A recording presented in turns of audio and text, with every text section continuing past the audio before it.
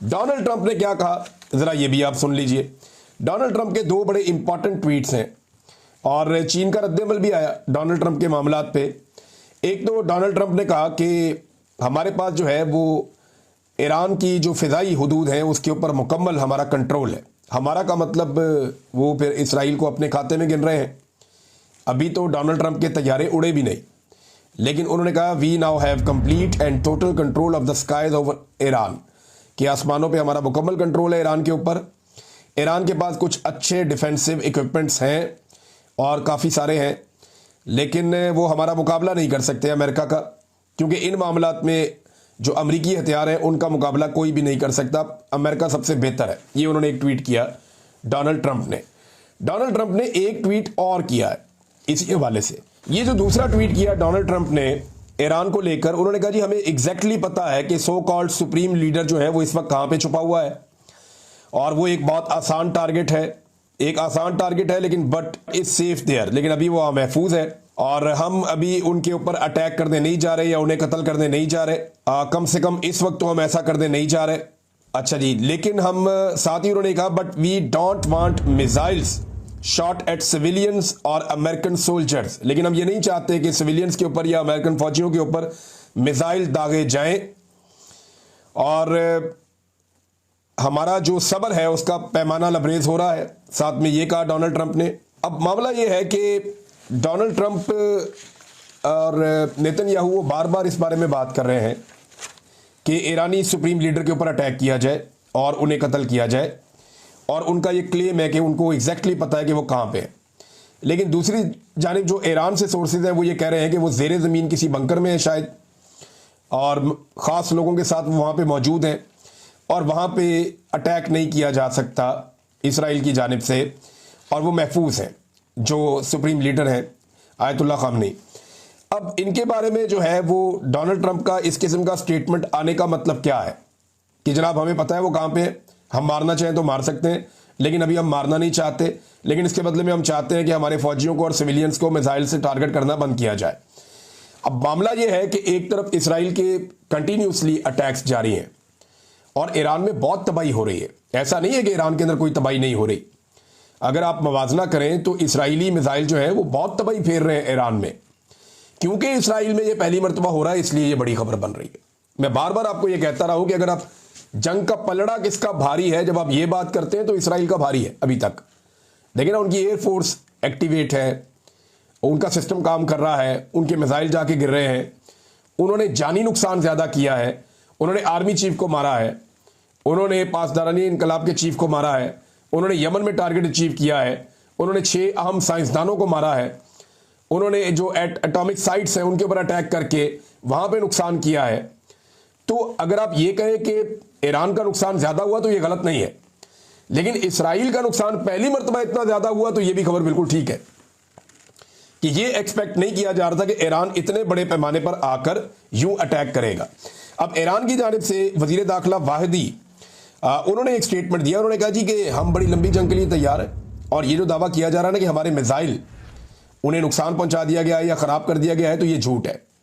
हमारे मिसाइल्स मौजूद हैं और बहुत सारे मिसाइल्स ऐसे हैं जिन्हें अभी तक हमने इस्तेमाल ही नहीं किया और अभी तक हमने उन्हें लॉन्च ही नहीं किया।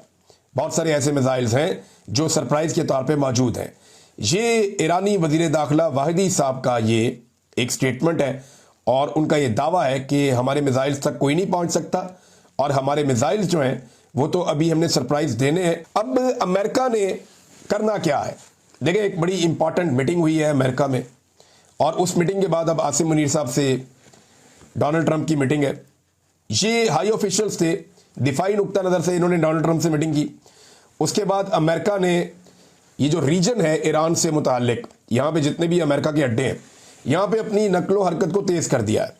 जो इनके B-52 बॉम्बर्स हैं वो वहाँ पे पहुँच रहे हैं। अमेरिकन दीगर जो तैयारे हैं जिनमें F-16 है, F-22 है, F-35 है, ये तैयारे भी इस रीजन में जो है वो एक्टिवेट किए जा रहे हैं। तो अमेरिकन हलचल बढ़ी है, अमेरिकन एक्टिविटी इस रीजन के अंदर बढ़ गई है। इसके ऊपर चाइना ने रद्देमल दिया है।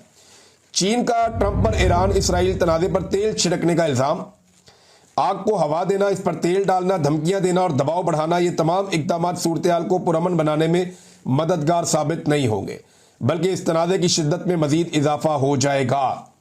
अब अमेरिका करेगा क्या? व्हाइट हाउस में एक अजीब सी खामोशी है और बाद लोग समझ रहे हैं कि इसके बाद कोई जंग शुरू हो जाएगी, अमेरिका इस जंग का अमली तौर पे हिस्सा बन जाएगा। तो अमेरिका को बहुत सारी चीज़ों का इससे पहले अंदाज़ा करना पड़ेगा। देखिए ना, इसराइल ने जब फ़िज़ाई हदूद इस्तेमाल करना चाहिए तुर्की वाली, कि हम तुर्की वाली साइड से जाएंगे और ईरान को दूसरी तरफ से डैमेज करेंगे, तो तुर्की ने फौरी तौर पर इसराइली तैयारों को खबरदार किया और वो फ़िज़ाई हदूद छोड़ने पर मजबूर कर दिया।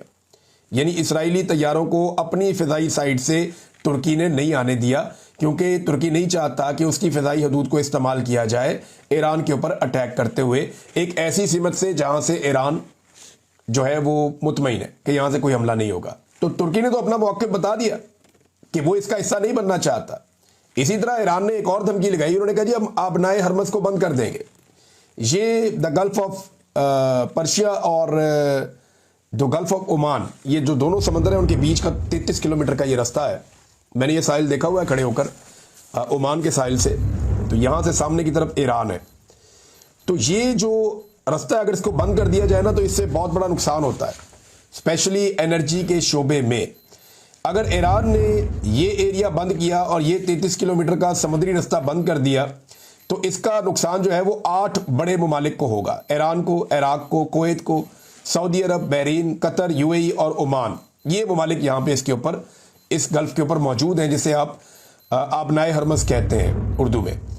और यहाँ पे जो है इन तमाम ममालिक का जो मजमूई आलमी तेल की रसद के अंदर जो इनका हिस्सा है, वो दुनिया का 5वां हिस्सा ये ममालिक यहाँ से फराहम कर रहे हैं।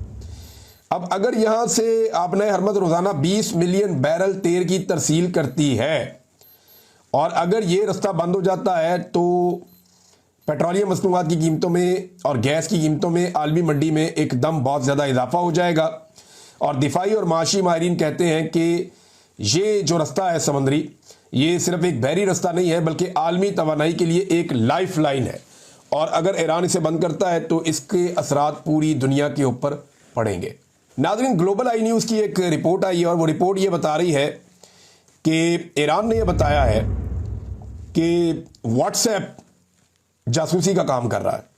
उन्होंने ये बताया कि व्हाट्सएप जो है वो डाटा इसराइली इंटेलिजेंस के साथ शेयर कर रहा है, जिसकी वजह से नुकसान हो रहा है ईरान को। और ईरान ने फौरी तौर पे ये फैसला किया है कि व्हाट्सएप के ऊपर वो मोहतात हो जाए, या इसके ऊपर इंफॉर्मेशन शेयरिंग जो है वो अगर कोई लोग कर भी रहे हैं तो वो इसके ऊपर बंद करें।